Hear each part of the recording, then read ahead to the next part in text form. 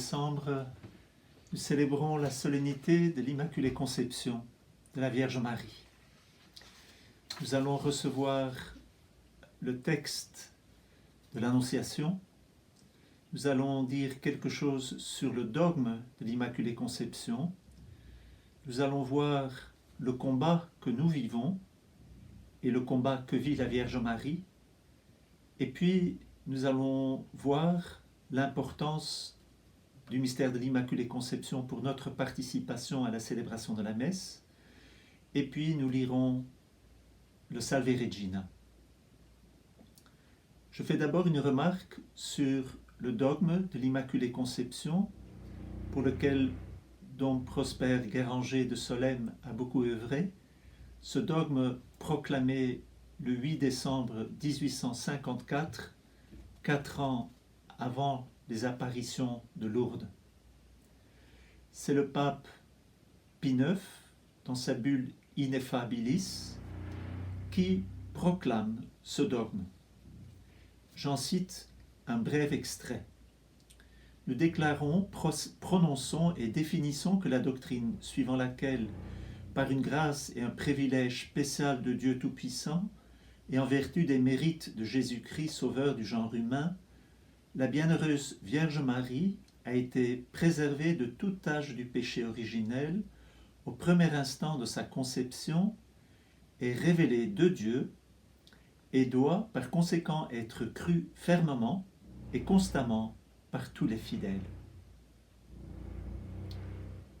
C'est un dogme proclamé par l'Église très tardivement, mystérieusement, mais cru bien avant par la Vox Populi, par les fervents chrétiens qui aimaient la Vierge Marie. Ils ont d'ailleurs œuvré beaucoup pour que ce dogme puisse être proclamé. C'est tout l'amour, toute la ferveur du peuple de Dieu qui a conduit aussi vers la proclamation de ce dogme. Cette proclamation du dogme nous fait comprendre que c'est par les mérites de la croix de Jésus. C'est une anticipation. Jésus vivra le mystère de la croix.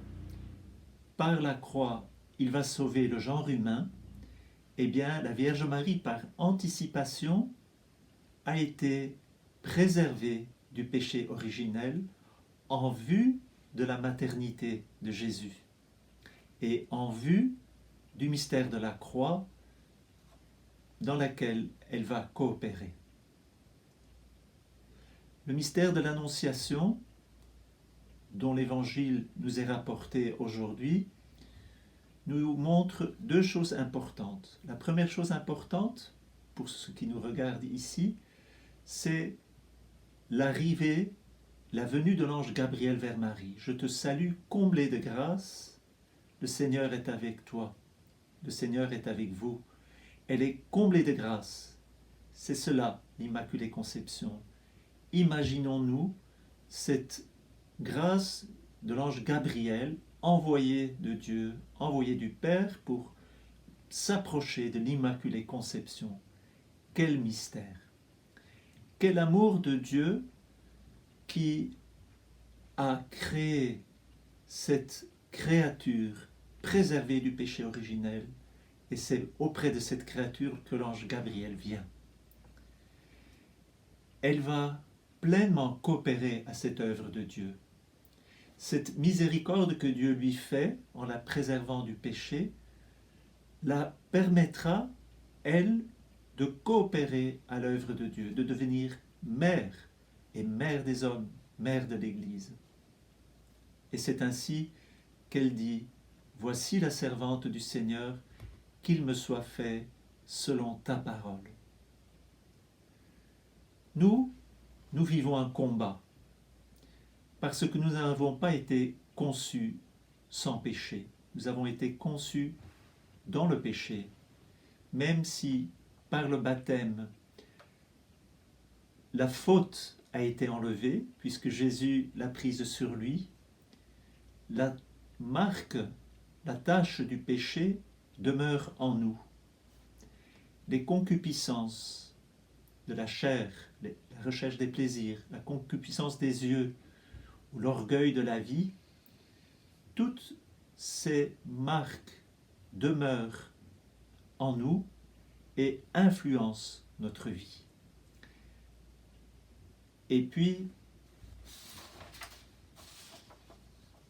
les pertes de temps, les gaspillages, les hésitations, les lenteurs, les retours sur nous-mêmes, les repos égoïstes, tout cela fait que nous sommes entachés par le péché.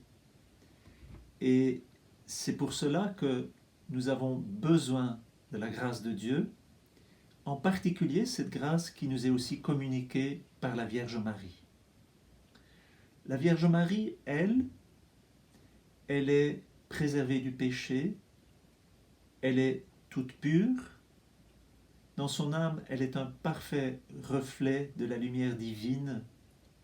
Vous savez que toute créature humaine est créée à l'image et à la ressemblance de Dieu. En nous, pécheurs, cette image a été entachée. En Marie, cette image n'a pas été entachée. C'est ainsi qu'elle peut être pleinement le reflet de la lumière de Dieu. C'est ainsi que dans la prière, nous pouvons prendre du temps pour contempler ce mystère de Marie.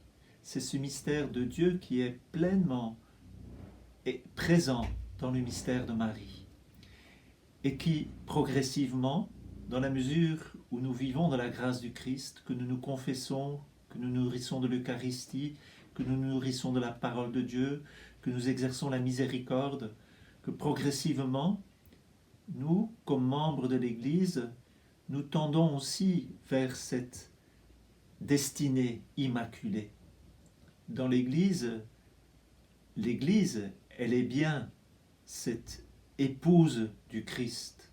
Nous sommes l'épouse du Christ et appelés à être immaculés devant la face de Dieu, devant la face de Jésus. Et c'est ainsi que pour nous, vivre le mystère de l'Eucharistie en demandant à la Vierge Marie de nous aider maternellement est si importante. Le mystère de l'Eucharistie étant le mystère de la croix, nous donne de vivre de cette purification que Jésus réalise par le mystère de la croix. Ce mystère de la croix dont le premier fruit est l'Immaculée Conception. L'Immaculée Conception, c'est le premier fruit. Mais l'Église est aussi un fruit du mystère de la croix. L'Immaculée Conception et l'Église sont les fruits de la passion du Christ, de sa mort et de sa résurrection. Et c'est ainsi que Marie étant notre mère, elle peut dès à présent être pleinement celle sur laquelle nous pouvons nous appuyer. Nous pouvons lui demander la grâce de pouvoir vivre pleinement cette communion avec le Christ comme elle vit cette communion avec le Christ. Nous sommes l'épouse et quand nous célébrons l'Eucharistie, nous pouvons demander cette grâce à l'Esprit Saint d'être plein d'amour en présence de Jésus, en présence de l'époux qui nous purifie et qui nous rend capables de le contempler, de l'accueillir dans cet amour plénier du don de ce Dieu qui s'est fait chair pour entrer dans notre pauvre humanité, pour nous pardonner nos péchés, pour aller au-delà, plus profond que notre péché, pour reconnaître en nous des fils et des filles de Dieu, pour que nous puissions vraiment être fils et filles de Dieu, par la grâce de Dieu. Alors je vous lis le Salve Regina, que nous pouvons, si nous voulons, réciter, prier, chanter régulièrement. C'est tellement le mystère de l'Immaculée Conception qui nous est donné aussi à travers cette prière. Salut ô Reine, Mère de miséricorde, notre vie, notre consolation, notre espoir, salut. Enfants d'Ève, de cette terre d'exil, nous crions vers vous. Vers vous nous soupirons, gémissant et pleurant dans cette vallée de larmes. Ô vous, notre avocate, tournez vers nous vos regards compatissants, et après cet exil, obtenez-nous de contempler Jésus, le fruit béni de vos entrailles. Ô clémente, ô miséricordieuse, ô douce Vierge Marie. Marie a reçu cette parole. Vous avez tout reçu, maintenant donné gratuitement. Le mystère de l'Immaculée Conception est le mystère de la miséricorde de Dieu, par laquelle elle est devenue une mère miséricordieuse.